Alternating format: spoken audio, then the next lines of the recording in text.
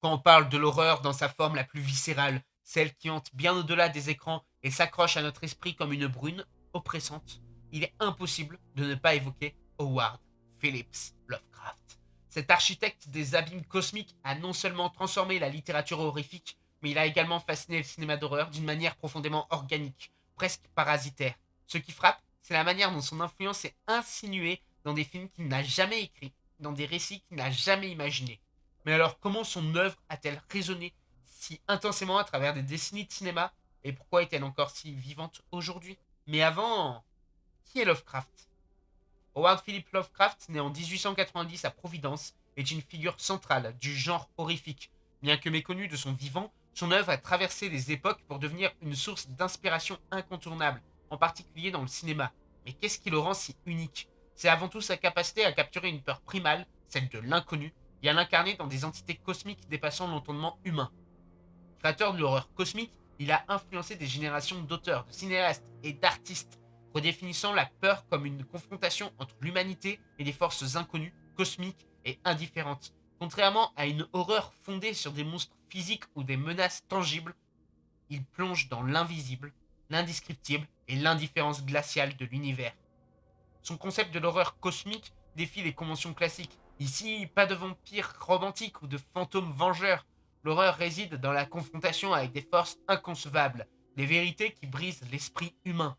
Ces idées se traduisent par des récits où l'humanité n'est qu'une poussière insignifiante dans un cosmos indifférent, dominé par des entités comme Cthulhu, Nyarlathotep et Azathoth. Mais comment un auteur si littéraire, basé sur la suggestion et l'indicible, a-t-il influencé un médium aussi visuel que le cinéma?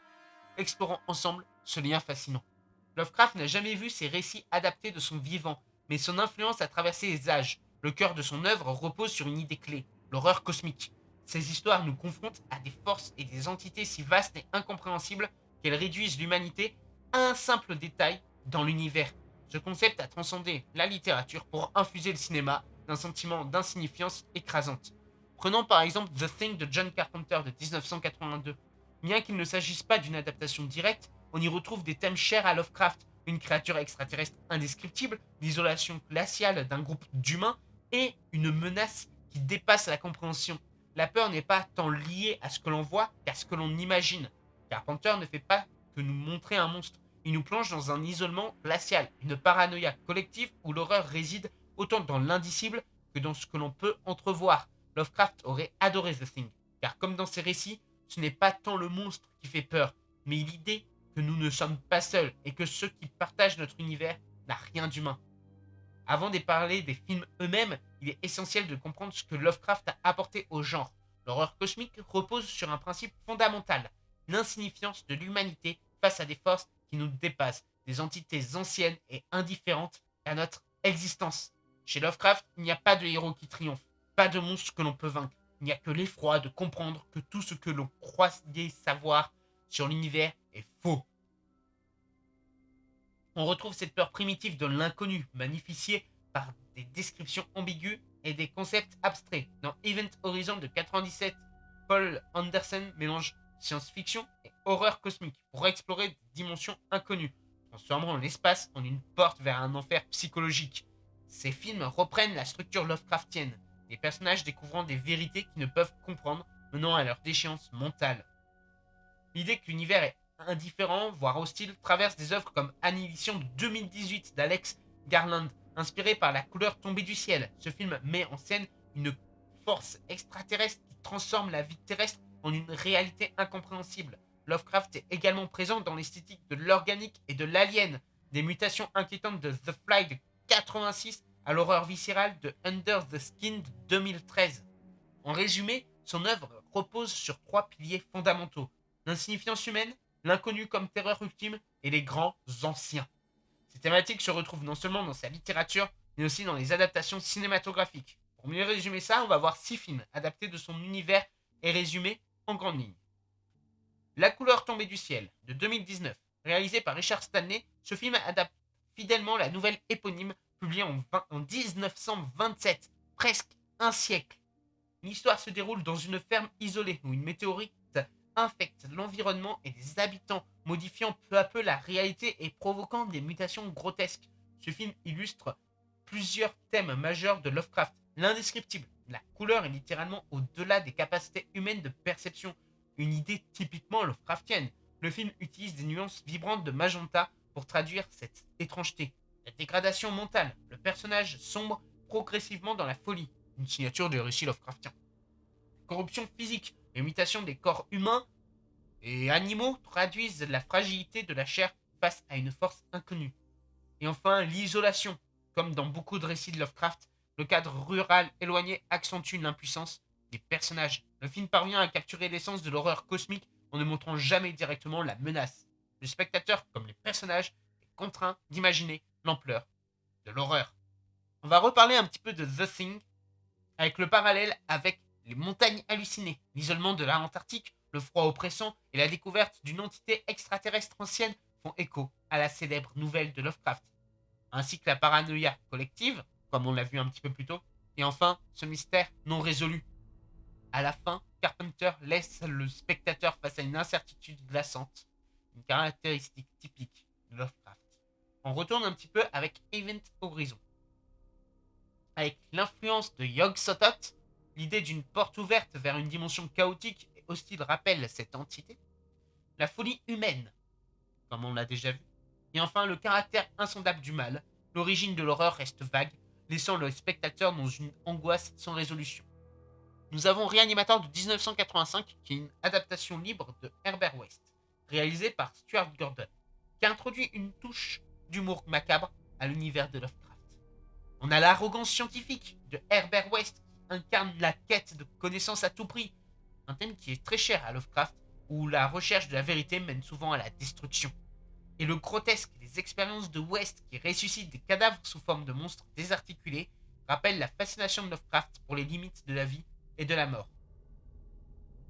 Ensuite, on a The Call of Cthulhu de 2005, réalisé par Andrew Lyman. Ce film est une adaptation en noir et blanc qui reste fidèle à l'esprit de la nouvelle. La mise en scène minimaliste, le choix du noir et blanc et de l'esthétique muette évoquent une époque où les effets spéciaux ne pouvaient pas détourner de l'ambiance. Et enfin, l'évocation de R'lyeh, des sectes et des rêves prémonitoires plonge directement dans l'univers Lovecraftien et de son monstre le plus connu, Cthulhu. On va reparler un petit peu de Annihilation, qui est aussi une adaptation du roman de Jeff Vandermeer. La transformation incompréhensible, la zone X où les lois de la nature sont modifiées, rappelle les mutations de la couleur tombée du ciel, et la perte de soi. Les personnages confrontés à l'influence de la zone perdent progressivement leur identité, un concept omniprésent chez Lovecraft. Certains réalisateurs se sont aventurés à adapter les récits Lovecraftiens avec plus ou moins de fidélité, comme on l'a vu plus tôt avec Stuart Gordon. Il a apporté une touche de gore et de folie au récit, tout en capturant l'essence macabre de l'univers Lovecraftien.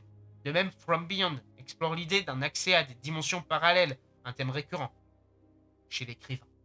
Guillermo del Toro, quant à lui, est un fervent admirateur de Lovecraft. Bien qu'il ait longtemps tenté de porter à l'écran les montagnes hallucinées, le projet reste dans les limbes, peut-être à cause de l'ampleur visuelle et thématique du récit. Pourtant, l'influence de Lovecraft est perceptible dans plusieurs de ses œuvres, notamment dans Le labyrinthe de Pan ou La forme de l'eau, où il mêle poésie et étrangeté pour évoquer des forces au-delà de l'humain. Et ça ne se limite pas à des adaptations directes. De nombreux films et séries s'approprient ses thèmes et son esthétique. On peut penser à Alien 1979, où on a justement ce xénomorphe qui est une entité aussi mystérieuse qu'effrayante. On a aussi Hérédité ou The Witch, avec l'horreur psychologique qui explore la terreur par le biais d'éléments inconnus et inexplicables. The Lighthouse de Robert Eger, qui joue sur la folie, l'isolation et l'influence d'une force supérieure invisible.